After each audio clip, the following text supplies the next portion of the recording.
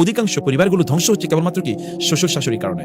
এবং এই শ্বশুর শাশুড়ি উভয় পক্ষের শ্বশুর শাশুড়ি, উভয় পক্ষের শ্বশুর শাশুড়ি, মেয়েদের পক্ষের শ্বশুর শাশুড়ি মানে মেয়েদের অর্থাৎ মেয়ের বাবা এবং মা, আবার ছেলের বাবা এবং মা, কারণ তারা ইন্টারফেয়ার করে। আপনি আপনার মেয়েকে ছেলেকে বিয়ে দিয়েছেন, তাদের মতো করে তাদেরকে জীবনযাপন করতে দেন না। আপনি দেখেন, এক্সাম্পল বলছি, সাহাল ইবনে সাদ রাদিয়াল্লাহু তাআলা তিনি বলেন রাসূলুল্লাহ সাল্লাল্লাহু আলাইহি ওয়াসাল্লাম তো তিনি তার মেয়েদের ঘরে প্রতিদিনই কয়েকবার যেতেন, কি অবস্থা জানার জন্য, খবর নেওয়ার জন্য, কি মানে প্রয়োজন কি লাগবে কিনা ইত্যাকার। একবার তিনি গেলেন ফাতিমা রাদিয়াল্লাহু আনহার ঘরে, গিয়ে দেখলেন যে সেখানে আলী নাই। তিনি বলেন, তোমার জামাই কই? তখন তিনি বললেন, আমার সাথে তার সাথে একটা কথা কাটাকাটি হয়েছে, ফলে তিনি খুব রাগ করেছেন, এখান থেকে চলে গেছেন, আর নাই, তিনি আমার সাথে থাকলেন না, তিনি ঘর থেকে বের হয়ে গেছেন।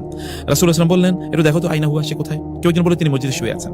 রাসূলুল্লাহ সাল্লাল্লাহু আলাইহি ওয়াসাল্লাম সেখানে গেলেন এবং দেখলেন যে কাত হয়ে তিনি শুয়ে আছেন। তার গায়ে যে কাপড় চাদরটা ছিল, এই চাদরটা পড়ে গেছে, পড়ে যাওয়ার কারণে ওই কাপড়ের মধ্যে ধুলা লেগে গেছে এবং তার ওই যে কাত হয়ে শুয়ে আছে তো তার শরীরে ধুলা লেগে আছে। তিনি তাকে বলেন, কুম আবা তুরাবিন, কুম আবা তুরাবিন, হে ধুলাবালির বাবা উঠো, ধুলাবালির বাবা উঠো।